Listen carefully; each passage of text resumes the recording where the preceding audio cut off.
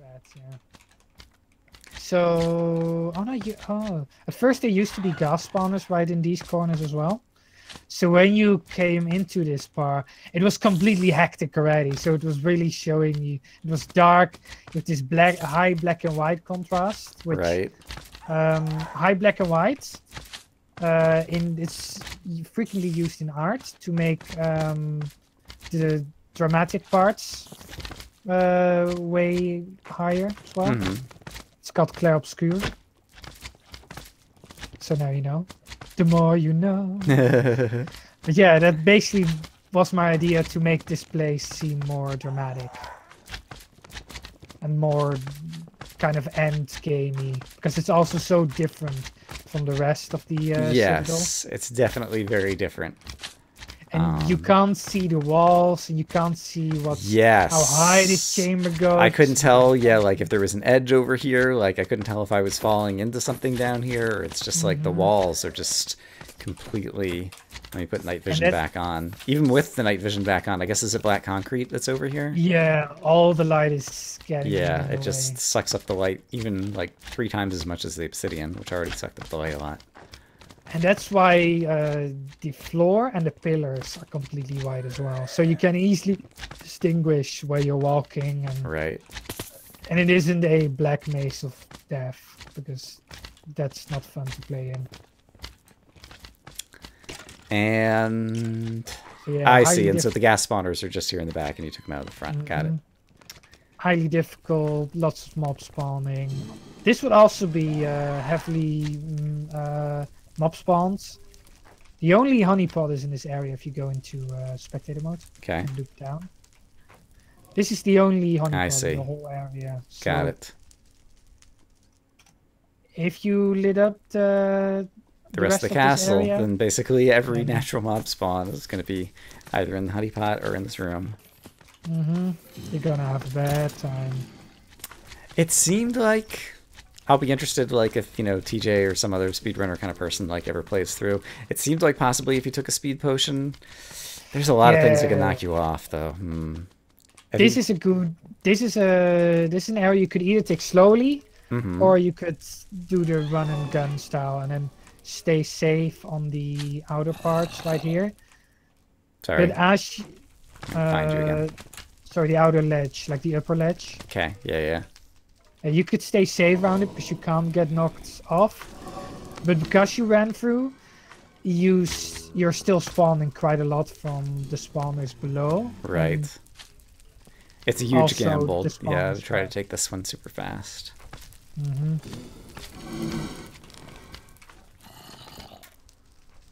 I put a lot of spawners like right here as well, so you will get knocked off quite quickly. Like on these side platforms. Right. Kind of half dead ends. So you need to get out here, and then you need to get back, and the mobs could have approached from behind. And I like this kind of room also just because in terms of my play style, like it's the type of room that just makes me want to break every spawner in the room. So it has like a good setup for a completionist. Yeah, there's not too much room to maneuver, so getting as much room as you can is important. Yeah, we have a few magma riders in here as well. On the top. They normally have punch, and in this room they don't, because I didn't really want players to get hit and then instantly fly off and die. I appreciate that. Because while punch can be fun, it's not always fun, especially when an area is vertical. Yeah. Man, the black concrete, I'm just still amazed at just how much, like, you can't tell that there's even an edge to the room, and it's just like, oh, I'm not moving anymore. I can do so much fun things with these. Like, think of the solar citadel, like that, the star planetarium, and then the walls, instead of obsidian, I would make it the black concrete. It will be completely black, even with night vision. Yeah. Wow.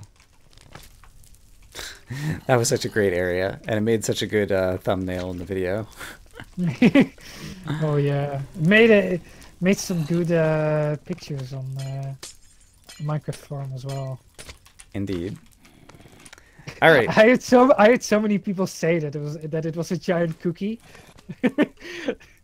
Like Cookie? it's big, orange, and it's Oh, circular, like okay, a okay. solar citadel. And So then you yeah, finally get in here, and da, da, da, da, da, da, da. and it's like, whoa, what's this? And so I had found It's some zombie villagers in here, and you said that that was a mistake, and it was probably zombies calling for help. That it. Yeah, and when I was looking back at it, Mm-hmm. I think you left this open. So what could have also happened, because this room is kind of max spawn, Uh-huh. Oh, the they could have zombie, just spawned somewhere in here and just walked in with me. yeah, like two zombies could have seen you and just followed you in. Got it. But yeah, Okay. just And yeah, speculate. just the fact that they happen to be zombie villagers, yeah, caused me to kind of second guess and wonder. Hmm. Um, This is you actually asked earlier, like what is right underneath the lava part with the orange wool? This is right underneath that part. okay, so if I go into spectator mode. And this part is Oh, wow. this is also void biome, Correct. so you wouldn't really notice it on top of the lava as Right, well. because there's nothing naturally going to spawn on that little parkour lava section that brings you out to the orange wall. Hmm. And then you could run over here and oh no, I didn't No. actually fall because there's barrier Yep. blocks because Render is a nice guy for once. Hmm. I'm not dropping you in lava or void. I wonder if anyone will ever die of fall damage on the barrier blocks though. Oh, that would be funny. That would be funny. I would laugh so much at that. Yeah, and then the only disappointing thing about this is I wish that I would have had access to the trees and the grass. Yeah, after dungeon number 8 or dungeon number 9, because then I might have done more Hmm. with the map, just having easy access to like infinite torches and being able to build certain things. I'm not sure that I would, but I would have considered, yeah, building some things. But at this Hmm. point in the map, it was like, yeah, Yeah, this map isn't really meant for building like a really fancy, elaborate base too much. yeah, It's really more starvation. yeah. I mean, the resource starvation, yeah, it's very much at odds with a map where people can do lots of creative building. Yeah, pre-Ox and Mhm. Travel Dog, yeah, typically you're building mob spawners and all kinds of different things, and without access to water for a long time, and then yeah, only having the one bucket, like they haven't done that either. Um, yeah, so it Yeah, definitely kind of forces you into a different style of gameplay. and then especially it makes it rewarding at the end when you get all this nice stuff. You see all these different crops. You get reed. You get more water in case you didn't find the second one, which is really likely.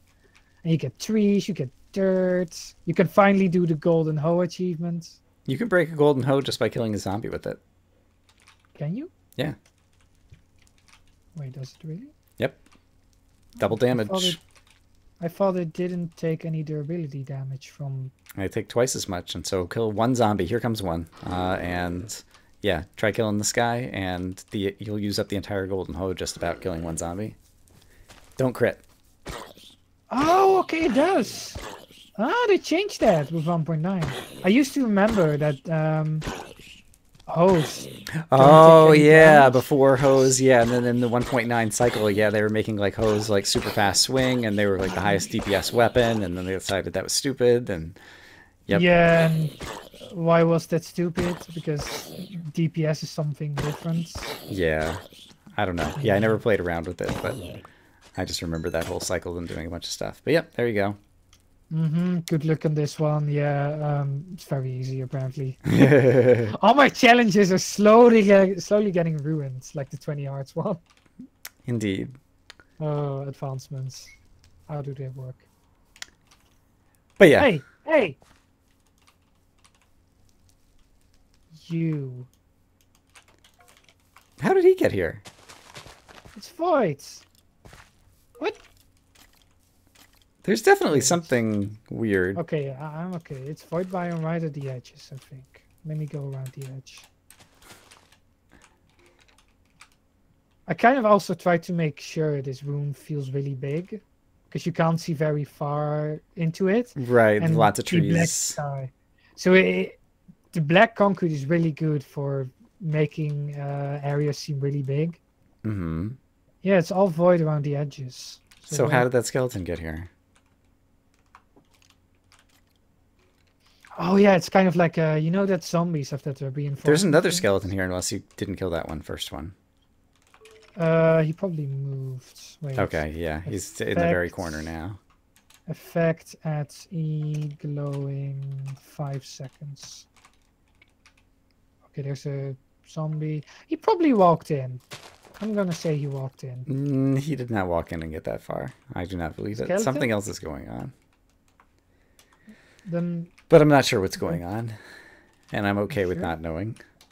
Then what? There are 2 zombies also in here. Well, okay, whatever. I'm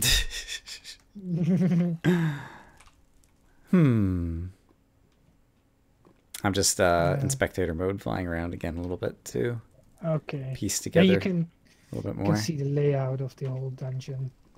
You can kind of see how all the rooms are kind of crammed together. At least in the front they are, and the final 2 rooms with the wool and the actual black and white room are kind of crammed together as well. Okay, I'm just by the central staircase now. Yeah, the front is definitely, yeah, I can see how they all cramp together and very interact, and some remnants of some traps.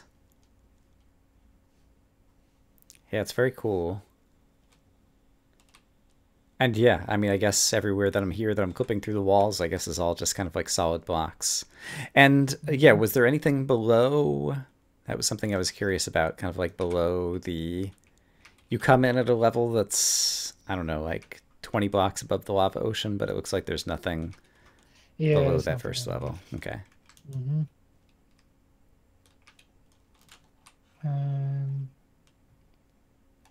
Oh yeah, and there were the elytras as well that we didn't talk about. Oh, right. The elytras in the final dungeon room, and it had to, yeah, go back and look for the emeralds, and I like that a lot. And I did use it to fly around at the very end of my playthrough, just for fun and to talk about the map. Yeah, they're kind of like a, oh, you can now fly around, now fun, or if you were missing emeralds, it doesn't take like 2 hours to find something. Right. Something I haven't done is go fly from this area, not going through the door, like back down towards Dragon Exile, just to kind of like see that fitting together. Okay. Oh, and so you were, yeah, I guess... So this final dungeon, I guess, basically kind of juts out over a corner, kind of like way outside the rest of the map. I guess we were talking about it being open world, and then it becomes linear as you get into the dungeons 8, 9, and 10.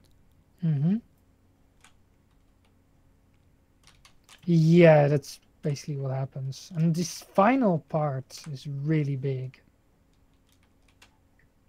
Like, yeah, just for like the width of that whole dungeon compared to...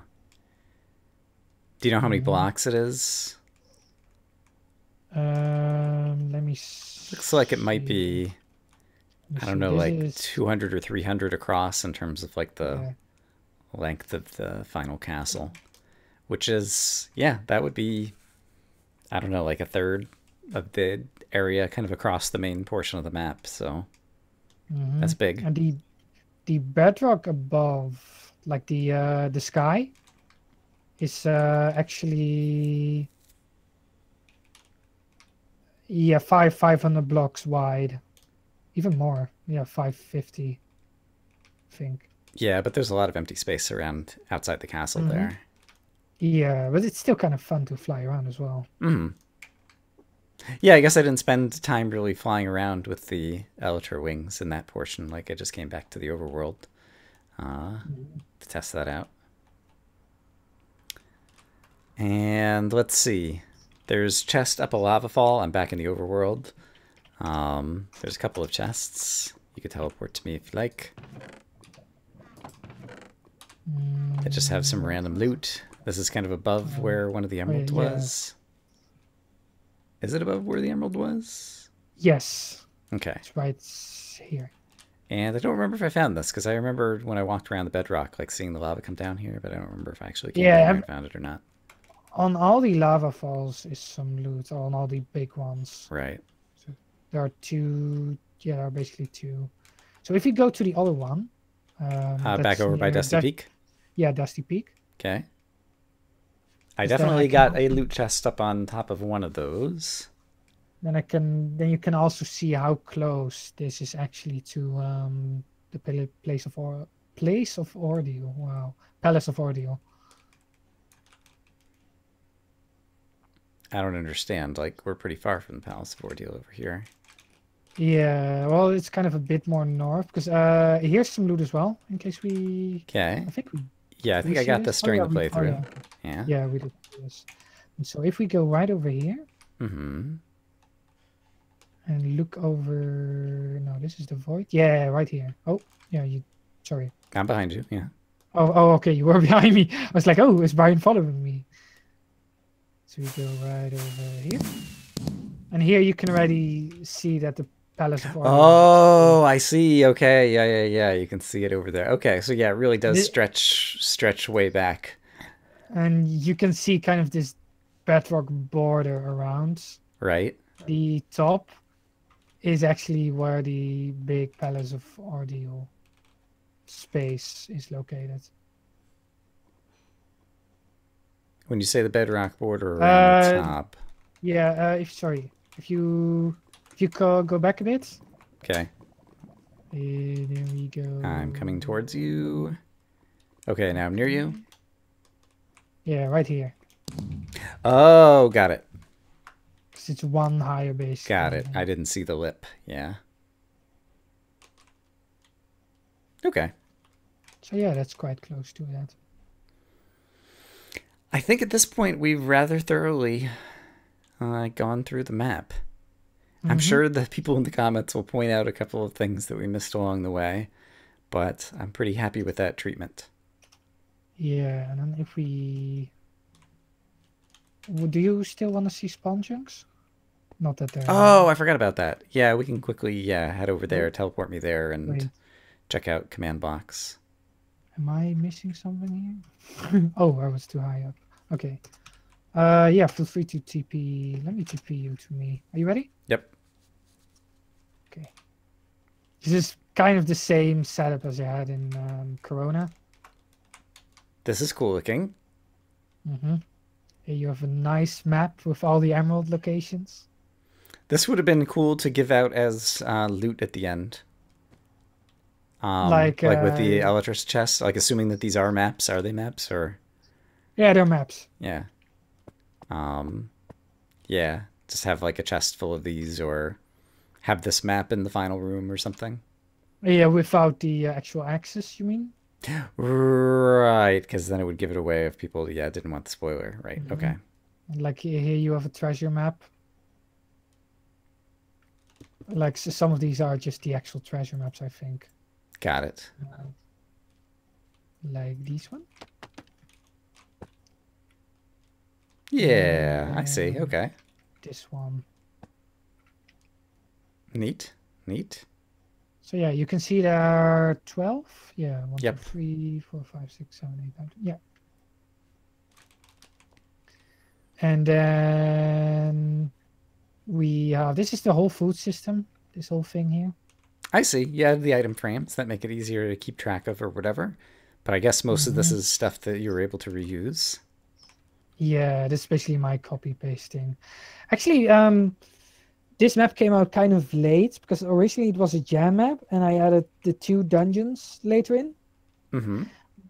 But the I was originally waiting for 1.13, so I had the whole map ready for 1.13 with commands and all, and then they delayed it.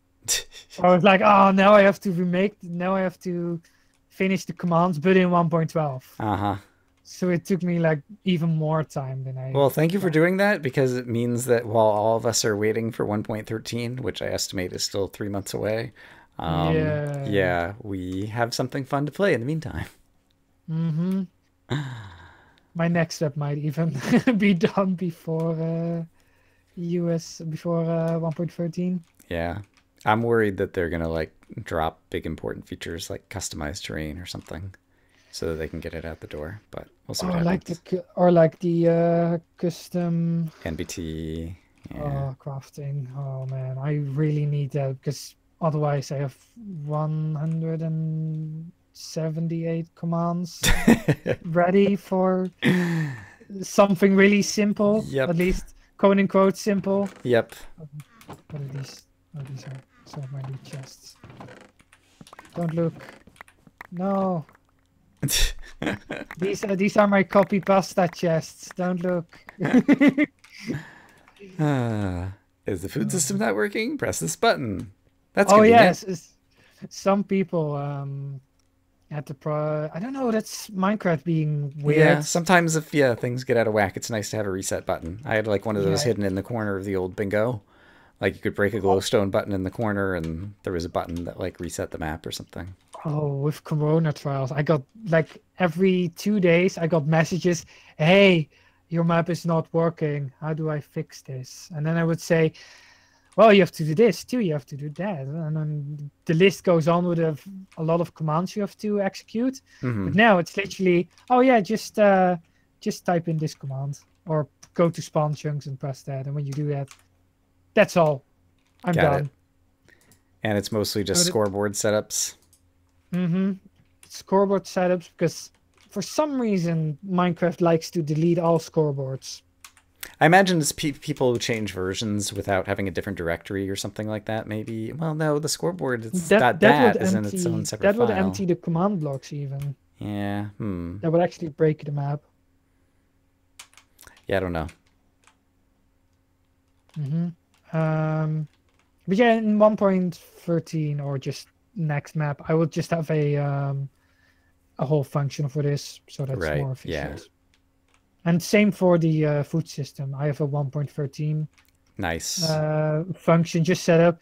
And I could even provide a download link for people who actually want to use it in their map. Like you could literally just plop a repeating command block down and then type, I don't know, game loop. You don't even need the repeating command block if you're going to hand people a data pack, I suppose. Yeah.